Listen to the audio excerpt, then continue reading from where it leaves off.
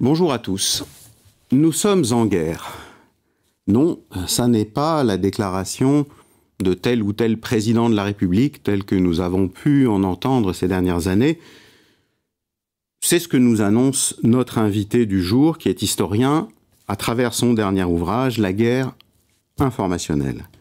Au programme de cette émission aujourd'hui, c'est encore la technologie qui est mise en question dans ce qu'elle permet d'une diffusion folle du signifiant dans le monde, détaché des corps, avec ses effets. C'est l'ère de la propagande totale, nous dit-il. Mais, question, est-ce que la fragmentation des discours ne rend-elle pas nécessaire la propagande afin de recréer, aujourd'hui, de l'unité ?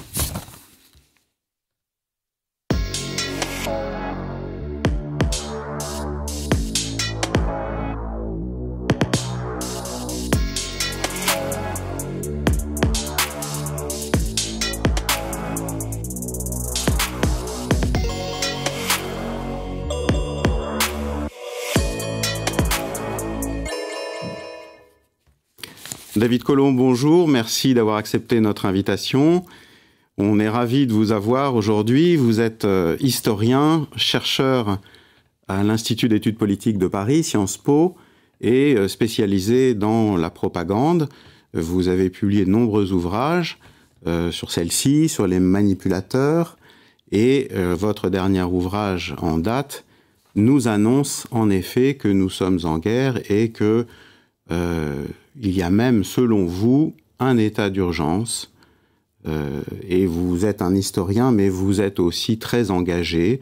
Et donc nous allons voir avec vous ce que c'est que la propagande, quel est l'état actuel de ses effets, sa nécessité, ses apories, la redistribution des cartes géopolitiques qu'elle implique, et les solutions que vous proposez, puisqu'aussi bien vous avez été auditionné récemment par le Sénat, une audition très intéressante, donc vous nous proposerez des solutions institutionnelles et pratiques pour nous réveiller de cette torpeur qui nous a peut-être déjà causé beaucoup de tort. David Collomb, bonjour. Bonjour et merci de m'accueillir. Très heureux de m'exprimer ici. Alors donc, je vous avais posé une première question en guise d'introduction, d'une certaine manière, c'est celle de la nécessité de la propagande. C'est une affirmation forte que vous faites depuis des années. À mes yeux, la propagande est fille de la démocratie, car en démocratie, on ne peut contraindre, on doit persuader. À la différence des régimes autoritaires, où la propagande est en quelque sorte le prolongement de la terreur, dans un régime démocratique, elle repose sur la nécessité de séduire et de conquérir les esprits, non pas par la force, mais par un art de la persuasion douce. Et c'est la raison pour laquelle les grandes techniques de persuasion et de manipulation sont nées dans les pays occidentaux, à commencer par l'industrie des relations publiques, la publicité scientifique, les études de marché, aujourd'hui les grands réseaux sociaux numériques et les systèmes publicitaires qui leur sont associés. La démocratie est le creuset de cet art de la persuasion de masse. Alors vous distinguez plusieurs types de propagande selon qu'elle est dissimulée ou à ciel ouvert, qu'elle s'énonce comme telle. Est-ce qu'on ne peut pas aussi distinguer d'entre ces propagandes celle finalement qui va cloisonner, séparer, dissocier le lien social, et celle qui va unifier, puisqu'aussi bien la propagande peut avoir les deux effets, n'est-ce pas? Absolument, et on peut dire qu'au XXe siècle, pour l'essentiel, la propagande fut une fabrique du consentement. En démocratie, c'est le consentement à l'impôt, le consentement à la guerre, le consentement aux réformes, tandis que dans les régimes autoritaires, le consentement est en quelque sorte contraint. Quiconque contrevient à l'ordre établi s'expose à des sanctions immédiates. Mais au XXIe siècle, ce qui domine désormais, c'est, selon moi, une fabrique du dissentiment. L'environnement informationnel qui est le nôtre, nos outils d'accès à l'information, nos outils socio-numériques, ont en effet permis de séparer toujours plus les individus dans des communautés segmentées à des fins publicitaires d'abord, à des fins politiques ensuite, et puis, in fine, à des fins stratégiques, consistant pour certains régimes autoritaires à instrumentaliser nos divisions, à les exacerber dans le cadre d'une fabrique ingéniériale du chaos. Alors c'est effectivement une ironie de l'histoire, puisque vous expliquez au cours de vos ouvrages cette, on peut dire, eschatologie mondiale de la libération par la libération elle-même de l'information, le free flow of information, qui a pu amener, je crois, un Bill Clinton à annoncer de façon peut-être naïve, mais ne l'étions-nous pas tous à l'époque, après la chute du mur, que l'information libre allait libéraliser aussi bien les peuples, les systèmes politiques. Et est-ce qu'aujourd'hui, on n'a pas finalement le retour de bâton d'un certain irénisme, et qu'on est en train de se demander même si les démocraties ne sont pas dans une impasse et qu'elles ne vont pas être surclassées par ce qu'on appelle peut-être abusivement le Sud global, qui n'existe peut-être pas beaucoup, mais en tout cas des régimes dictatoriaux dont vous expliquez magnifiquement bien dans votre ouvrage comment ils se sont sentis menacés directement dans leur existence obsidionale. Absolument. Les régimes autoritaires, à la fin de la guerre froide, ont ressenti l'hégémonie informationnelle américaine comme une menace qui s'est concrétisée par une série d'opérations d'information, de cyberguerre, de manipulation de l'information, dont les États-Unis ont été les initiateurs dans une perspective qui, à l'époque, était très largement unilatérale, comme l'illustre l'entrée en guerre en Irak. Et depuis que les réseaux sociaux ont permis à des mouvements politiques de s'organiser sans organisation, à des manifestations de se dérouler sans véritable organisateur et organisation structurée, cette perception de la menace a été accentuée. Ce qui a conduit en retour ces régimes autoritaires, les principaux étant la Russie, la Chine et l'Iran, à protéger leur espace informationnel et au fond à protéger les esprits de leurs citoyens des interférences informationnelles étrangères, avant de se doter des nouveaux outils et des nouvelles armes de l'ère informationnelle, telles qu'une diplomatie publique, telles que des équipes de cyberguerriers, telles que des médias internationaux dans différentes langues, pour enfin se lancer dans une guerre sans merci contre les démocraties, avec une conviction très largement partagée par les dirigeants de ces régimes, qui est que c'est une guerre à mort qui se déroule à l'intérieur des esprits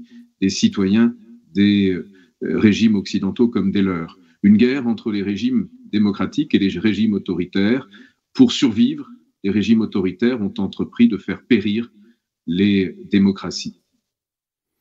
Lors de l'audition au Sénat, j'ai été frappé par une question du sénateur Carucci qui vous demandait finalement si c'était pas tant qu'on était attaqué par ces systèmes, mais et qu'ils étaient forts, mais que nous étions faibles. J'ai trouvé la question intéressante puisque on a toujours tendance à fabriquer un ennemi fort, et notamment pour justifier nos carences. Et la question que j'avais envie de vous poser concerne non pas la technique, mais finalement le contenu idéologique de nos démocraties. Est-ce qu'il n'y a pas là une faiblesse dans le cœur de finalement nos vieilles démocraties, quelque chose un déficit d'idéologie peut-être, un manque de désir, peut-être une certaine vacuité de l'idée de liberté, peut-être tout simplement. Est-ce que ça n'est pas ça finalement qui nous rend prenables face à ces systèmes qui se défendent ? Le Kremlin ou le Parti communiste chinois pratiquent la guerre de l'information comme d'autres pratiquent le judo, c'est-à-dire qu'ils se servent de la force même de leur adversaire pour la retourner contre cet adversaire. Notre force, c'est que nous sommes des sociétés ouvertes. Notre force, c'est que nous sommes des sociétés de liberté. Notre force, c'est que nous acceptons la contradiction. Et ce qui fait notre force se retourne contre nous lorsque ces régimes autoritaires s'emploient sur la longue durée de façon patiente et souvent de façon extrêmement précise et de plus en plus chirurgicale, je dirais, à insérer leurs récits, leurs discours, insérer leurs opérations d'information, de propagande et parfois de désinformation au cœur même de nos démocraties pour fabriquer le doute à grande échelle, le relativisme, pour fragiliser notre cohésion sociale et pour saper un à un les fondements de nos sociétés démocratiques. L'un de ces fondements, par exemple, c'est la confiance que nous pouvons avoir dans nos institutions politiques, dans nos médias, dans nos processus électoraux. Et c'est cela même que, sur la longue durée, ces régimes autoritaires se sont employés et s'emploient aujourd'hui encore à fragiliser. Mais est-ce que ce n'est pas aussi un effet de notre modernité, justement, cette désinstitutionnalisation, pour l'appeler par son nom, et qui nous rend finalement fragiles? En réalité, ce qui nous rend le plus fragiles, c'est le fait que nos esprits sont désormais à la portée de ces propagandistes autoritaires. Vous savez, à l'époque de la guerre froide, Mao Tse-tung avait diffusé sa pensée à grande échelle sous la forme du petit livre rouge qui avait été traduit dans de nombreuses langues et diffusé à des centaines de millions d'exemplaires en Occident. Et pourtant, jamais le régime communiste à cette époque n'a disposé de l'équivalent de TikTok, qui est une porte d'entrée directe dans l'esprit des quelques 1,9 milliard d'utilisateurs de cette plateforme numérique. En 1991, le renseignement militaire russe a perçu les bouleversements en cours comme les conséquences d'un virus psychologique qui aurait été, de leur point de vue, introduit par les États-Unis au sein même des esprits des soviétiques, le virus de la liberté, le virus de la démocratie. Et c'est la raison pour laquelle ils se sont employés sur la longue durée d'abord à conceptualiser ce virus, à protéger autant que faire se pouvait les esprits des Russes de toute ingérence informationnelle et numérique étrangère, avant de s'employer à concevoir ces mêmes virus psychologiques qui s'inscrivent dans la continuité de ce que Yuri Andropov appelait en son temps, dans les années 70, des virus médiatiques. Il s'agit de faire se propager non pas simplement des idées, mais des conduites, des attitudes, des comportements politiques.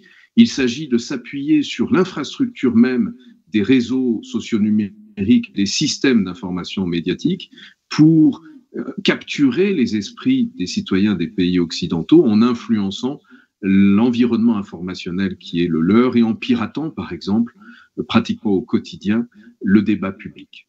Oui, c'est ça, mais vous expliquez effectivement très bien comment ça se passe au niveau technologique, quelle est la puissance de ces vecteurs contemporains, la propagande 2.0 en quelque sorte.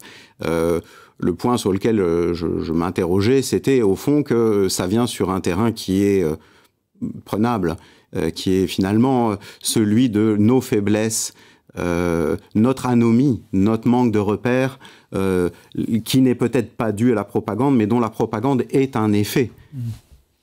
Oui, dont la propagande est un effet ou dont la propagande s'emploie à exacerber et amplifier la perception dans le plus grand nombre d'esprits.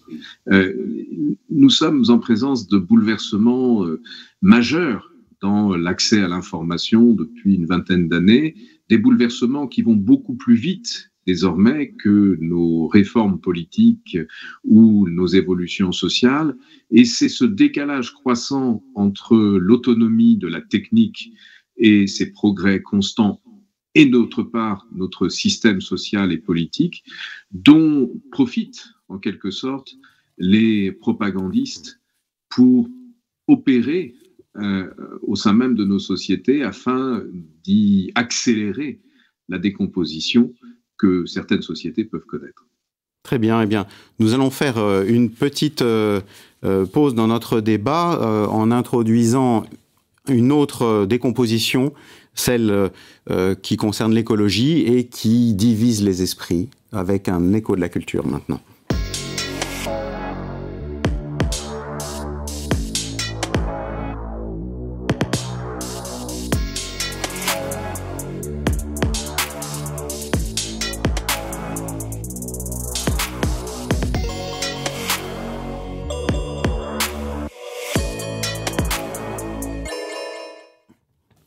Bonjour Luc Garcia. Bonjour.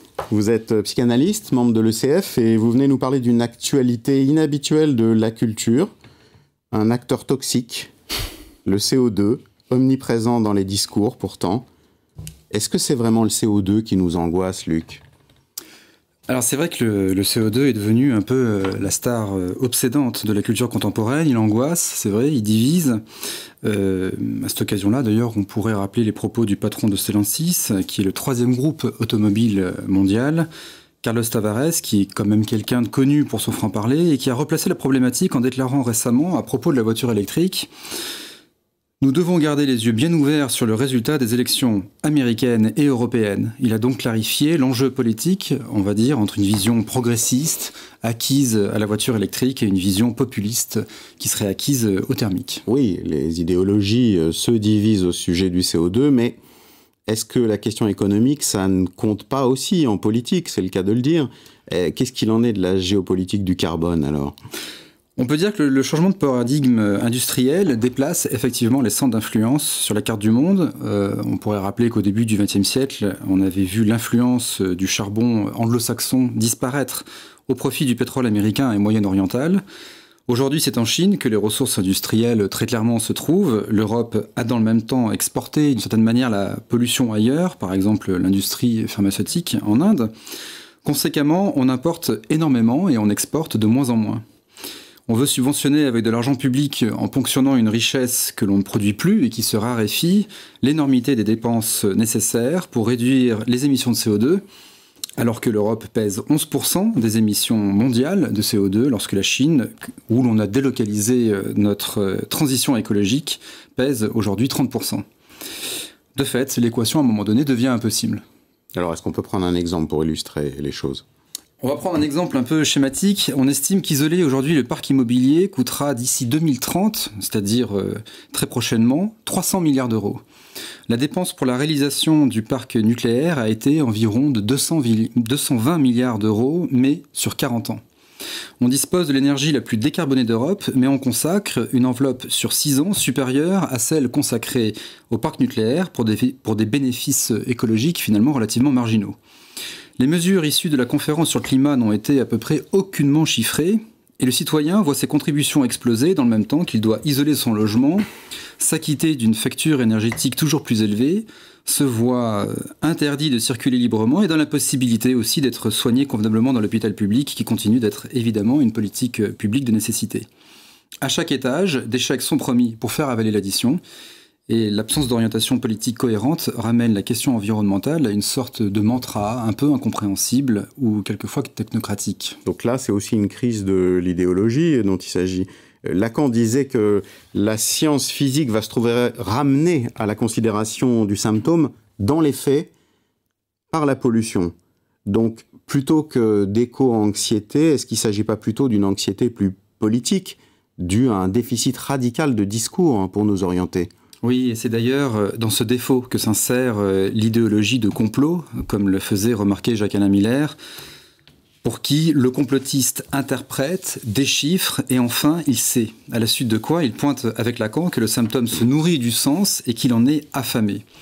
Sur ce terrain, les initiatives européennes alimentent lourdement cette mécanique. La loi qui institue les principales dispositions écologiques récentes en France se nomme Climat et résilience. Manifestement, avec ces mesures disparates et incohérentes, déjà sur le plan budgétaire, le législateur s'est donné pour ambition un peu exagérée, d'au lieu de traiter convenablement un symptôme, même industriel, de l'effacer avec une éponge à résilience qui se révèle finalement inadaptée, pour le moins. Et il n'est pas certain que les électeurs goûtent cette facétie aux prochaines élections. Merci Luc. Perspective inquiétante. Retour à notre débat avec David Colomb. Au fond, après l'intervention de Luc, la propagande dont vous enseignez les origines religieuses au XVIIe siècle, la propagation de la foi, s'appuie aussi sur le sens et sa prolifération. Est-ce que les théories du complot ne sont pas une nouvelle forme de religion? Je sais que l'exemple des QAnon vous intéresse tout particulièrement. Non, ce qui vient d'être dit est très important, à savoir le fait que le conspirationnisme s'inscrit dans un contexte sociétal, idéologique sans doute, religieux parfois également, mais il s'inscrit aussi dans des sociétés gagnées par le stress, que ce stress soit d'ordre sécuritaire, lié au réchauffement climatique, consécutif à la pandémie de Covid-19.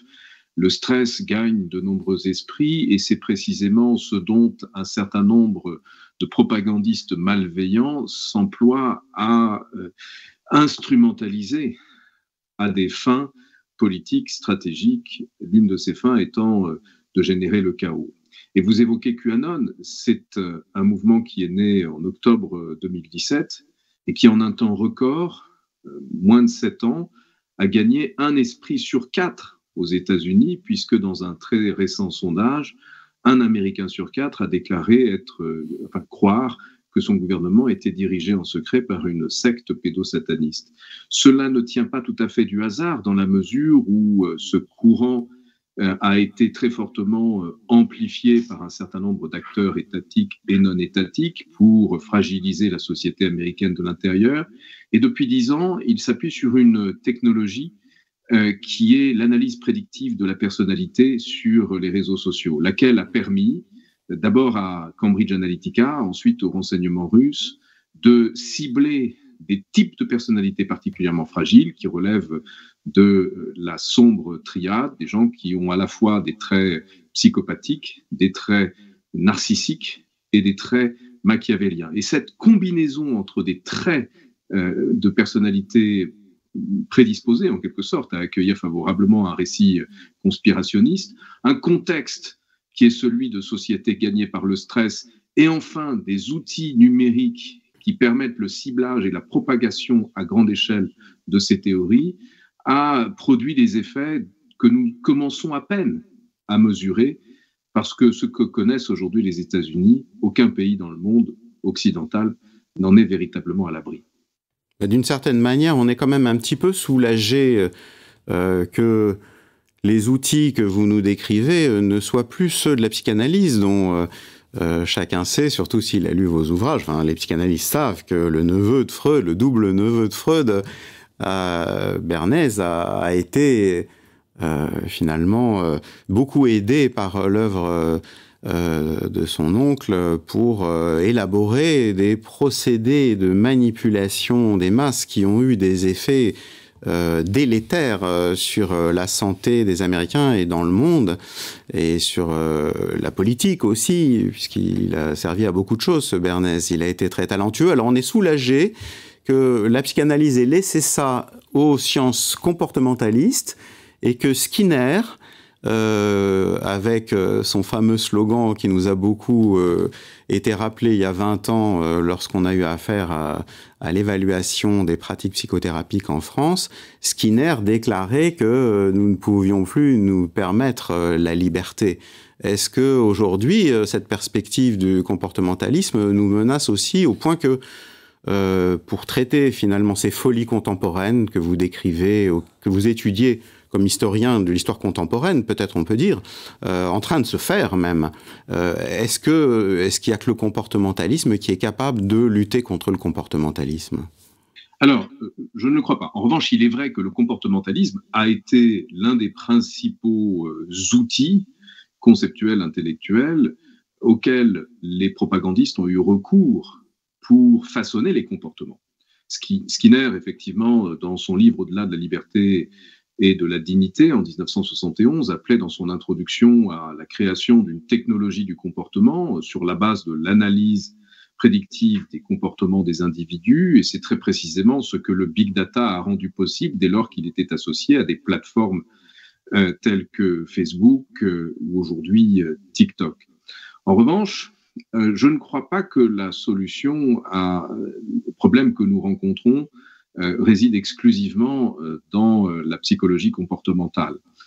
En effet, ce que nous connaissons aujourd'hui, c'est une infodémie, une pandémie de désinformation qui, s'agissant de QAnon, par exemple, a très largement dépassé les attentes de ses concepteurs initiaux.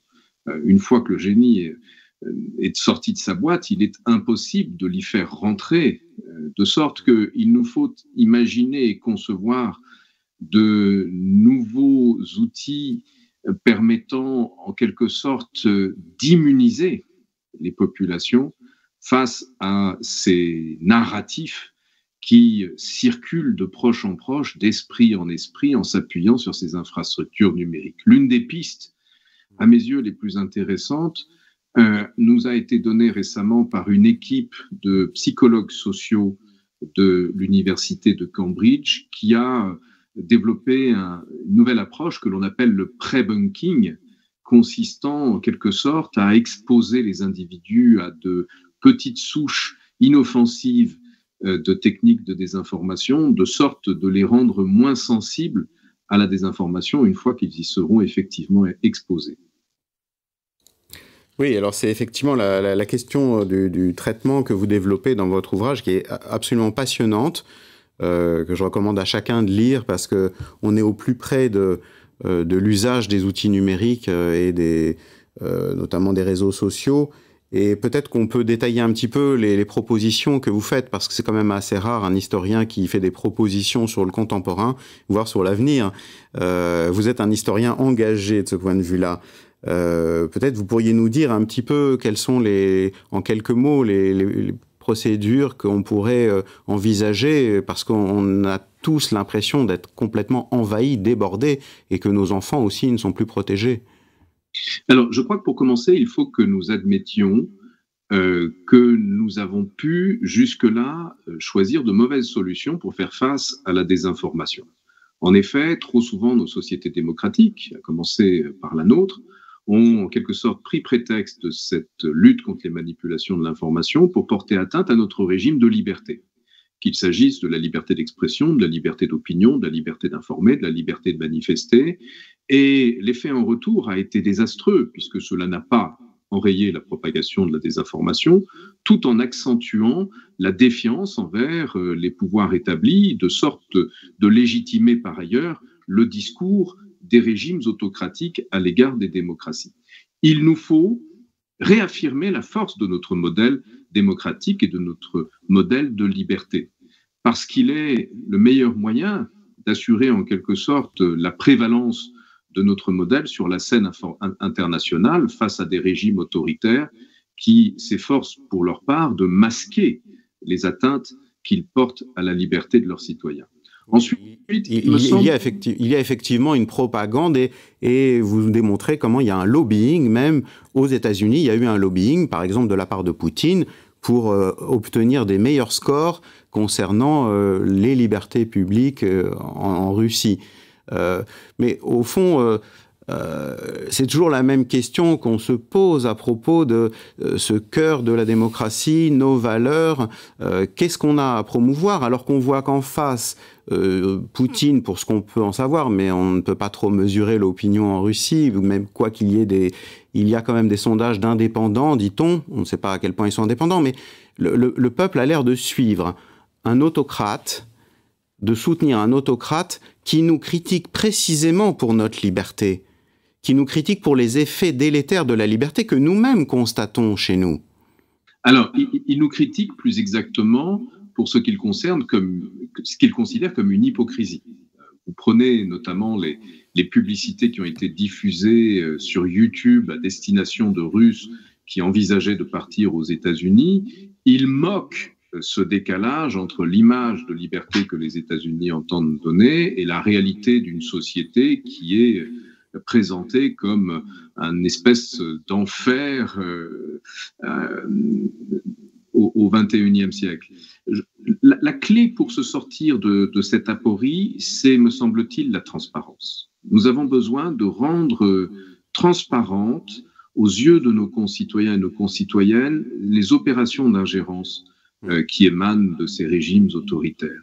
Car précisément, ce sont des sommes considérables, des milliards de dollars qui ont été investis ces dernières années pour façonner nos opinions publiques, pour interférer avec notre débat public, pour influencer nos campagnes politiques, pour pirater à chaque fois que possible nos discussions sur à peu près tous les sujets. Les opérations de déstabilisation sont quotidiennes. Vous vous souvenez de ce débat surréaliste sur les punaises de lit. Il a été amplifié par des acteurs étatiques étrangers dont la Russie.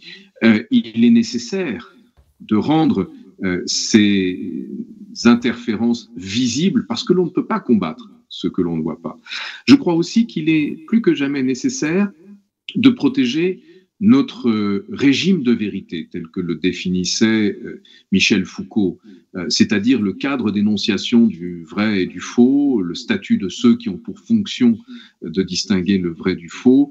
Et ce régime de vérité a été attaqué de longue date par l'avènement d'une post-vérité, d'un relativisme absolu. Il est aujourd'hui d'autant plus menacé que ces régimes autoritaires s'emploient à travers leurs proxys numériques, leurs fermes de trolls, à harceler toutes celles et tous ceux qui, sur les réseaux sociaux, s'efforcent de garantir cette capacité à distinguer le vrai du faux. N'oublions pas cette parole très importante, enfin ces écrits très importants de Marc Bloch dans L'étrange défaite.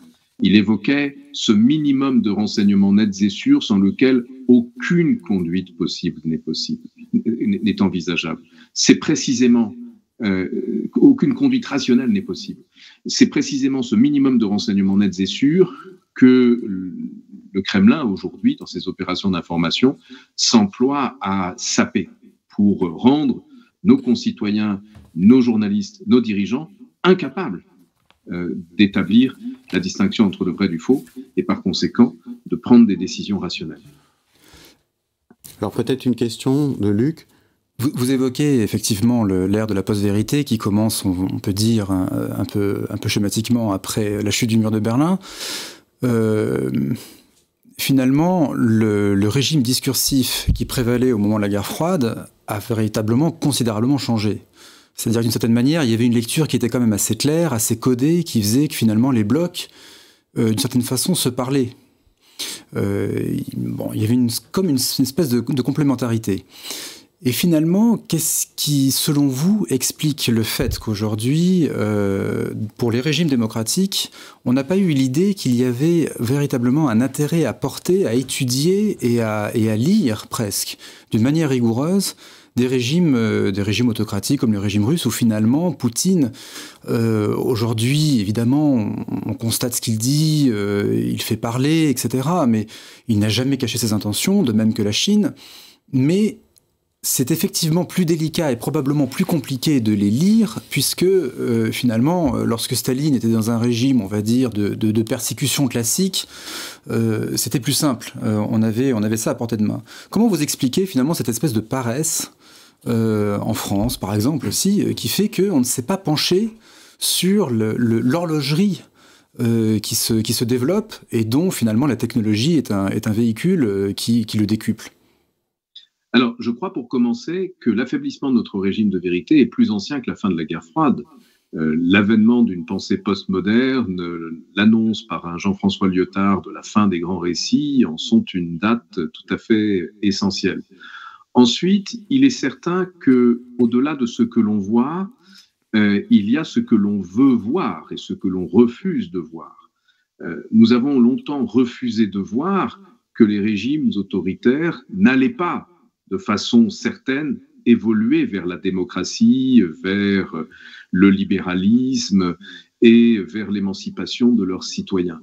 Nous avons voulu croire, au contraire, que conclure des accords de partenariat de toute nature, commerciale, intellectuelle, universitaire, des échanges, allait favoriser ces transformations, ce dont précisément les services de renseignement de ces régimes se sont servis pour pénétrer toujours plus en profondeur nos propres environnements économiques, intellectuels et culturels. Enfin, il faut aussi bien admettre une chose, même si elle est assez douloureuse, qui est que l'interférence russe dans notre espace public ne date pas d'hier, ni d'avant-hier, ni même de la guerre froide. Elle date de plus d'un siècle. Et cela fait bien longtemps que ce modèle russe a imprégné des esprits pour des raisons tantôt religieuses, tantôt politiques, tantôt idéologiques, de sorte que au sein même de notre administration et de notre monde politique, il y a des résistances à l'idée de faire face à ces ingérences informationnelles qui peuvent déstabiliser nos démocraties. L'attrait de l'autoritarisme, l'image de l'homme fort d'un Poutine est très fort dans de nombreux esprits. Mais justement, l'image de Poutine, est-ce que c'est pas ça qu'on ne veut pas voir et qui fait qu'on ne se réveille pas? La vérité affreuse, ce réel, qui est que, ce qu'on a évoqué au début de l'émission aussi, qu'il y a quand même un goût pour ça, d'être gouverné, et que ça manque dans nos démocraties, que les gens sont laissés seuls finalement, avec la liberté de quoi? De tout, de consommer, sans but, sans idéal, alors qu'il y a au fond une servitude volontaire, et ça c'est une réalité affreuse, qu'on peut même vouloir se faire maltraiter. Ce que vous dites est très important, et effectivement, comme historien, je dois constater que l'un des plus puissants leviers de la propagande, pas seulement émanant des régimes autoritaires, est ce sentiment de dépossession, de perte de contrôle, qui est éprouvé tant à une échelle individuelle qu'à une échelle collective, et qui rend extrêmement porteur ces discours, même fallacieux, prétendant offrir une reprise de contrôle. Souvenez-vous du slogan du Brexit, « Take back control ». Ce sont des réflexes humains élémentaires que ce besoin de contrôle, et ce sont précisément ces besoins élémentaires, ces pulsions fondamentales qui sont exploitées toujours avec succès par des propagandistes qui, rappelons-le, n'agissent jamais à l'échelle des faits, mais à celle des perceptions. La guerre de l'information est une guerre des perceptions. Il y a le besoin de contrôle et il y avait aussi le besoin d'être contrôlé. C'était le sens de ma question. Et ça va dans les deux sens, parce qu'on est en contrôle lorsqu'on est contrôlé. Finalement, ce qu'on ne veut pas voir, c'est que le pouvoir, c'est increvable. Hein. Et c'est ça qui nous revient comme menace contre les démocraties. Philippe Carpentier, excusez-moi, vous voulez poser une question? Oui, revenir sur certains aspects que vous avez pu évoquer dès le début de cette discussion concernant la face fabrique du dissentiment. Hein, c'était votre formule. Et sur la question, au fond, de nos manières d'y répondre, ne trouvez-vous pas, à la rubrique des fragilités des démocraties, que ce n'est pas, d'un certain point de vue, le virus qui est inoculé, mais le virus qui parcourt en interne les démocraties, et notamment, le terme est venu en écho à cette idée de dissentiment, c'est le ressentiment qui parcourt actuellement nos démocraties, et qui est un ressentiment interne. Est-ce que il n'y a pas là une difficulté majeure dans notre manière de pouvoir répondre à cela? Alors, vous avez raison. Cela étant dit, ce ressentiment est instrumentalisé, exploité, encadré par ces propagandistes. C'est ce que Giuliano da Empoli avait montré magistralement dans son livre « Les ingénieurs du chaos ». Le travail de ces ingénieurs du chaos, comme Steve Bannon par exemple, consiste à aller puiser ce ressentiment partout où il se trouve, à le canaliser, à l'inscrire dans un environnement socio-numérique pour le traduire tantôt en suffrage exprimé, tantôt en colère. N'oublions pas en effet que la désinformation tue, que la désinformation produit aujourd'hui des bouleversements politiques, des insurrections comme celle du 6 janvier 2021, comme celle de la place des trois pouvoirs en janvier 2023 à Brasilia, et que cette capacité qu'ont ces ingénieurs du chaos à canaliser les colères, souvent légitimes, produit des effets en retour considérables sur la cohésion sociale et sur le devenir de nos sociétés. Raison pour laquelle il faut à la fois traiter les problèmes de fond,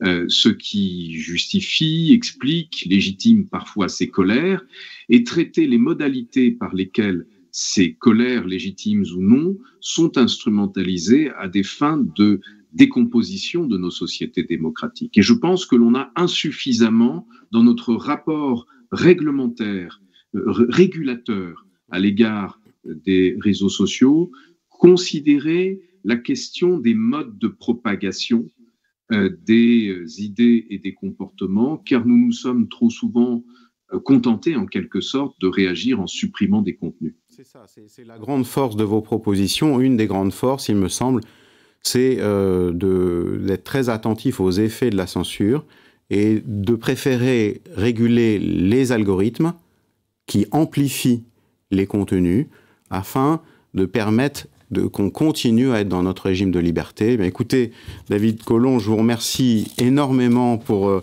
ce temps précieux que vous nous avez consacré. J'engage tous nos spectateurs à lire ce livre qui, on n'a pas eu le temps d'en parler, mais qui fait une historique absolument passionnante de tous ces éléments de propagande récents, notamment qui concernent l'élection américaine et d'autres, et TikTok, et afin de comprendre ce qui nous arrive et de pouvoir agir en tant que citoyen alerté et réveillé grâce notamment à votre ouvrage. Merci David Colomb. Et merci beaucoup. Nous vous disons à la semaine prochaine.